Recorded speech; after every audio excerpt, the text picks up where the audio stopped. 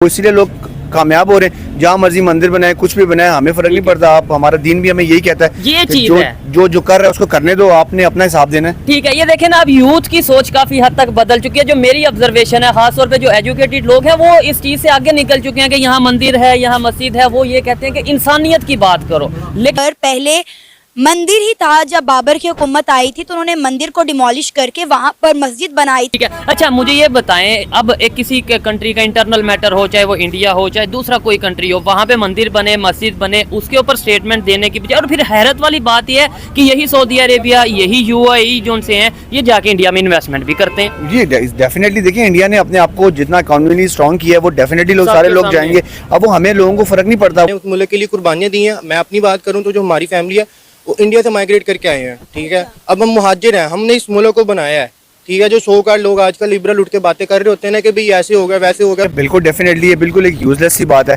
क्योंकि अब जब हमारे एक इस्लामिक मुल्क है, हमारे इस्लामिक भाई हैं फ़लस्तीन वाले, उन पे एक इतना बुरा टाइम आया, हमारी कोई भी मतलब कोई किसी भी किस्म की हेल्प नहीं मिली हमें किसी भी इस्लामिक मुल्क से। हमारे पास हम हमेशा दावा स्टेटमेंट देते रहे हैं। एग्जैक्टली, हम हमेशा दावा करते हैं हमारे पास सबसे अच्छी फौज है, सबसे अच्छी एजेंसी है, ठीक है, किसी काम की नहीं है। ओआईसी का मकसद क्या है, पहले तो ये बताएं। सर बेसिकली ओआईसी का मकसद ये था, जैसे कि जुल्फकार अली भुट्टो साहब ने इनिशिएट लिया ताकि मुस्लिम जो ममालिक हैं वो इकट्ठे हों और एक मजबूत इंडिया में कोई मंदिर बना है, अयोध्या में राम टेम्पल, उसके ऊपर ओआईसी ने ये कह दिया कि भाई यहाँ पे मस्जिद थी, मंदिर बन गया और ऐसा नहीं होना चाहिए। प्रैक्टिकली एक इस स्टेटमेंट के हवाले से क्या कहना चाहेंगे? और दूसरे नंबर पे, अगर ओआईसी को इतना दर्द है तो हम इस कंडीशन में, बुरी कंडीशन में, इसके ऊपर क्यों नहीं हमारे साथ खड़े हो रहे?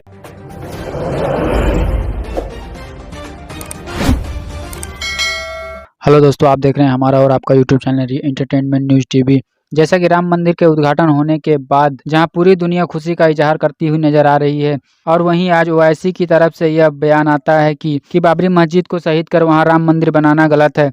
यही बात की चर्चा पड़ोसी देश पाकिस्तान में बहुत तेजी से नजर आ रहा है, और वहीं पाक की कुछ मीडिया उनको समझाते हुए बता रही हैं, हो सकता है वो पहले से मंदिर हो जिसको गिराकर बाबर के ज़माने में मस्जिद बनाया गया है। आज पाकिस्तान की पब्लिक की सोच यहाँ तक बिगड़ गया है कि वो अपने पैरों के नीचे जमीन नहीं देख रहे हैं, बल्कि वो अपने जाहिलियत का इजहार कर पूरी मुस्लिम बिरादरी को मजाक बनाने पर तुले हुए हैं। तो आइए देखते हैं कि किस तरह शोएब चौधरी अपने लोगों को समझाकर उन्हें रास्ते पर लाने की कोशिश कर रहे हैं, और कुछ बातों के साथ मिलते हैं वीडियो के अंत में। ओआईसी का मकसद क्या है, पहले तो ये बताएं। सर बेसिकली ओआईसी का मकसद ये था, जैसे कि जुल्फकार अली भुट्टो साहब ने इनिशिएट लिया ताकि मुस्लिम जो ममालिक हैं वो इकट्ठे हों और एक मजबूत कुव्वत बने। और कोई मुश्किल किसी कंट्री पे इकोनॉमी के हवाले से या कोई भी ऐसी मुश्किल आए तो सब इकट्ठे हो जाएं, ऐसे ही। रिसेंटली मैं आपको एग्जांपल दूं कि फ़लस्तीन का मसला बना, लेकिन ओआईसी बिल्कुल भी हमें एक्टिव नजर नहीं आया। ऐसा ही है। तो ये है कि इस पे काम होना चाहिए। लेकिन अभी ओआईसी ने आज ये स्टेटमेंट दिया, इंडिया में कोई मंदिर बना है, राम मंदिर, ठीक है, उसके ऊपर उन्होंने स्टेटमेंट दिया कि भाई ये मंदिर नहीं होना चाहिए था। ये मतलब ऐसी स्टेटमेंट देने के लिए आपको नहीं लगता कि प्रैक्टिकली आज 2024 में कुछ हमें एक दूसरे के साथ जो सा इकोनॉमी के हवाले से बात करने की जरूरत है, रिलेशन बेहतर करने की जरूरत है, या हम ये सिर्फ ये छोटी सी या इस तरीके से स्टेटमेंट देते मंदिर नहीं, वो उनका आपस का मैटर है, या आप क्या कहते हैं मंदिर बनना चाहिए नहीं बनना? सर ये सिर्फ क्रिटिसाइज करते हैं, अमली तौर पर कुछ करते नहीं है। बाबरी मस्जिद को शहीद किया गया, अब राम मंदिर बन गया वहाँ पे। अच्छा। यानी उस वक्त अमली तौर पर कुछ नहीं हुआ और अभी राम मंदिर बन गया, बस ये तनकीद करेंगे, बस ये कि सोशल मीडिया पे थोड़े दिन छाया रहेगा, उसके बाद बात खत्म। लेकिन उसमें ये है ना कि देखें, हम ये मतलब मुस्लिम का ये कंसेप्ट है कि भाई वहाँ पे 500 साल से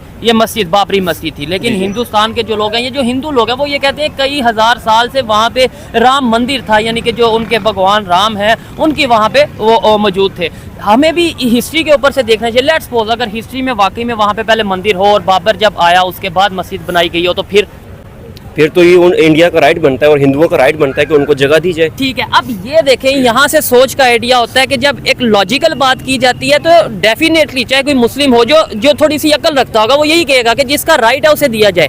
लेकिन सिर्फ जब आधी बात बता दी जाएगी, इतना कह दिया जाएगा मस्जिद शहीद कर दी और वहाँ मंदिर बना दिया जाएगा, डेफिनेटली ये कोई भी इंसान होगा वो यही कहेगा हाँ गलत हो गया। आपको नहीं लगता कि मीडिया में हाफ न्यूज या आधी बात को बता के प्रोपेगेंडा वगैरह किया जाता है? प्रोपेगेंडा किया जाता है, एजेंडा सेट किया जाता है, ये सारी चीज़ें मीडिया में होती हैं। हम देखते हैं कि हमें दिखाया कुछ जाता है, होता कुछ और रहा होता है। तो ये शुरू से ही हो रहा है, ऐसा नहीं है कि ये पहली दफ़ा हो रहा है। नुकसान किसको हो रहा है? आज 2024 में इंटरनेट के दौर है, सोशल मीडिया का दौर है, झूठ और सच सामने आ ही जाता है। एक दिन 2 दिन हम झूठ बोल सकते हैं, ज़्यादा देर बोल नहीं सकते। तो क्या समझते हैं इससे?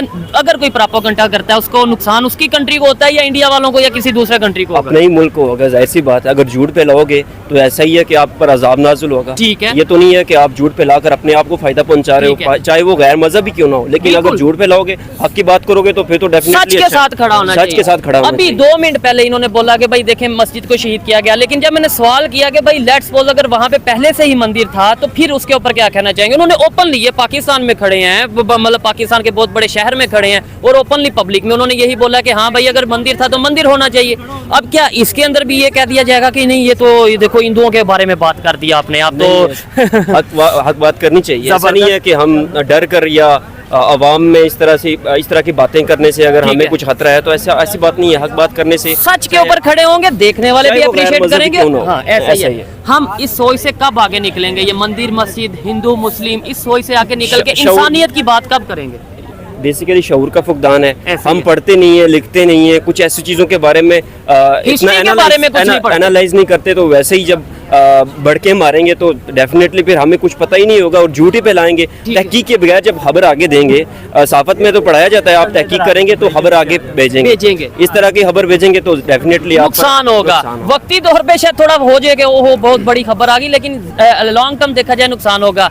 इस्लामिक कंट्रीज की बात कर रहे थे, ईरान के साथ हमारे जो इशू हैं आपके सामने हैं, अफगानिस्तान के साथ जो भी इश्यूज चल रहे हैं आपके सामने हैं। क्या वजह हम आपस में लड़ते नजर आते हैं और बाद में ये कह देते हैं ये तो इंडिया की साजिश, ये तो यहूदियों की, ये तो मैं यहाँ पर ऐड करना चाहूँगा कि अभी वक्त था कि हम आपस में मुत्तहिद हो जाए, मुस्लिम ममालिक और फ़लस्तीन के मामले में इकट्ठे होकर इजराइल को जवाब देते, और यहाँ पर हम आपस में ही लड़ना शुरू हो गए। ईरान पाकिस्तान के, अफगानिस्तान पाकिस्तान, ईरान पाकिस्तान, ये कोई हमारी जंग मुस्लिम मालिक से तो नहीं है ना, हमारी गैर मजहब से। और वो इलीगली देखिए जंग वाला कंसेप्ट भी आज के दौर में खत्म करना चाहिए, हमें मुकाबला करना चाहिए। ये दौर ही ऐसा है कि एटमी कुव्वत है दोनों ममालिक, तो जाहिर सी बात है ख्याल रखना चाहिए इनको भी। अच्छा, इंडिया में मुस्लिम भी हैं, हिंदू भी हैं, क्रिश्चियन भी हैं और भी सब मजहब के लोग रहते हैं। वहाँ पे मस्जिद बन रही है, मंदिर बन रहा है, सब कुछ हो रहा है। यहाँ पे आज भी हम ऐसी सोच, उनकी सोच में और हमारी सोच में कोई फर्क नजर आता है आपको?